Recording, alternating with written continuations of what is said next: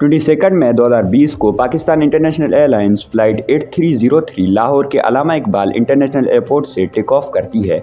इस फ्लाइट को कराची के जिन्ना इंटरनेशनल एयरपोर्ट जाना था और इसमें 99 लोग मौजूद थे, 91 पैसेंजर्स और 8 crew members including both pilots. ये फ्लाइट नॉर्मली ही चल रही थी, लेकिन लैंड करने के वक्त ये लैंड प्रॉपरली नहीं कर पाई। इसने एक बार लैंड करने की कोशिश की, लेकिन वो सही नहीं गई और दूसरी बार लैंड करने से पहले ही ये प्लेन एयरपोर्ट के पास ही मॉडल कॉलोनी में जाकर क्रैश हो गई। 99 में से 97 लोग मारे गए और ग्राउंड पर मौजूद एक आदमी मारा गया, मतलब टोटल में 98 लोगों की जान गई। लेकिन सवाल ये उठता है कि इस सब में गलत क्या हुआ? क्या प्लेन में कोई डिफेक्ट था या फिर पायलट्स की गलती थी या फिर कोई और वजह थी? चलिए समझने की कोशिश करते हैं आज के इस वीडियो में।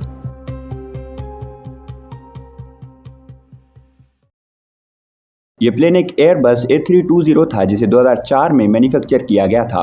इस प्लेन में 2 इंजन्स लगते थे और इन दोनों इंजन्स को 2019 में रिन्यू किया गया था, मतलब नए इंजन्स लगाए गए थे।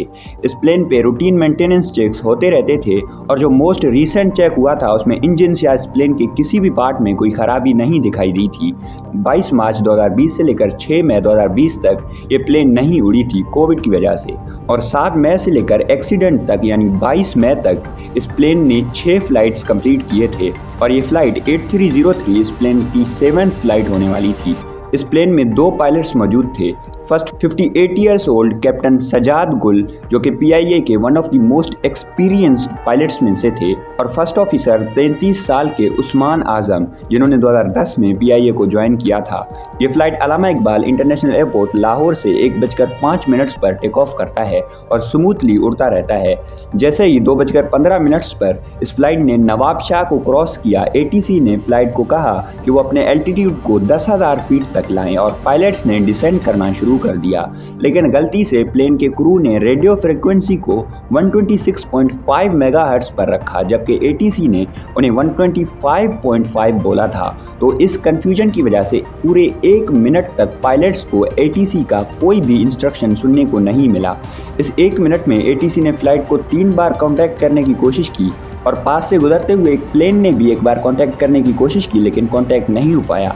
लेकिन 1 मिनट बाद कांटेक्ट फाइनली हो गया। लेकिन जब ये प्लेन कराची के पास पहुंचा तो ये अपने एक्सपेक्टेड एल्टीट्यूड से काफ़ी ऊपर था, मतलब लैंडिंग के लिए इसे नीचे होना था, लेकिन ये प्लेन बहुत ऊपर था जिसकी वजह से लैंडिंग पॉसिबल नहीं थी। और ATC ने पायलट्स से पूछा भी कि क्या आप सेफली जल्दी में एल्टीट्यूड लूज कर सकते हैं, और कैप्टन ने येस बोल दिया, जबकि ये पॉसिबल नहीं था। मतलब इस प्लेन को लैंड करने में काफ़ी कम टाइम बचा था और इतने कम टाइम में इतना ज़्यादा एल्टीट्यूड लूज करना बहुत रिस्की हो सकता था। लेकिन कैप्टन ने बोला कि वो आसानी से ये कर सकते हैं, जबकि वो जानते थे कि वो ये नहीं कर सकते। और कैप्टन ने को पायलट को ये भी बोला कि ATC को उनकी गलती के बारे में नहीं बताया जाए। ATC ने पायलट्स को ये भी बोला कि आप बहुत ऊपर हैं, इसलिए आप एयरपोर्ट का एक चक्कर लगाएं ताकि आपका एल्टीट्यूड सही हो और फिर आप सेफली लैंड करें। लेकिन पायलट्स ने बोला कि वो मैनेज कर लेंगे और उन्होंने लैंडिंग गियर डिप्लॉय कर दिया और बहुत तेज़ी से प्लेन को नीचे लाना शुरू कर दिया। प्लेन जब रनवे के पास पहुंचा तो लैंडिंग क्लियरली पॉसिबल नहीं था, क्योंकि प्लेन का एंगल बहुत स्टीप था और अगर इसी तरह से वो नीचे जाते रहे तो प्लेन का नोज़ नीचे ग्राउंड पर लगता और क्रैश हो जाता।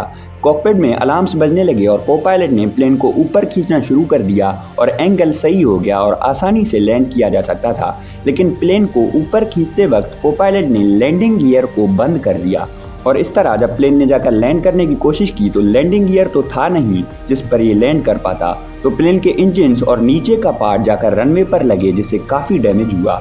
इससे पहले कि प्लेन रनवे पर ही क्रैश हो जाता, को पायलट ने प्लेन को दोबारा उड़ाया और प्लेन दोबारा से हवा में गया। अब उन्होंने प्लान बनाया कि एयरपोर्ट का एक चक्कर लगाएंगे और दोबारा से लैंड करेंगे, लेकिन ये सब होने से पहले ही दोनों इंजन्स डैमेज की वजह से फेल हो गए और ये मॉडल कॉलोनी में जाकर ये प्लेन क्रैश हो गया। इस क्रैश में 98 लोग मारे गए, जिनमें से 97 पैसेंजर्स और क्रू मेंबर्स थे। इसके बाद एक फुल स्केल इन्वेस्टिगेशन की गई और पता चला कि ये मेनली दोनों पायलट्स की गलती थी। इसके अलावा 24 जून 2020 को एविएशन मिनिस्टर गुलाम सरवर खान ने पार्लियामेंट को बताया कि मुल्क में 860 पायलट्स में से 262 के पास ऑथेंटिक लाइसेंस नहीं है। अगले दिन पाकिस्तान इंटरनेशनल एयरलाइंस के स्पोक्समैन ने अनाउंस किया कि उनके 434 पायलट्स में से 150 के पास फेक लाइसेंस है। 30 जून को पाकिस्तान इंटरनेशनल एयरलाइन को यूरोपियन यूनियन में उड़ने से बैन कर दिया गया और 9 जुलाई को PIA पर यूनाइटेड स्टेट्स में भी बैन लगाया गया। लेकिन अब ये एज ऑफ सितंबर 2025 ये सारे बैन्स हट चुके हैं। अगर आपको कोई कन्फ्यूजन है तो आप मुझे कमेंट्स में बता सकते हैं। Thank you.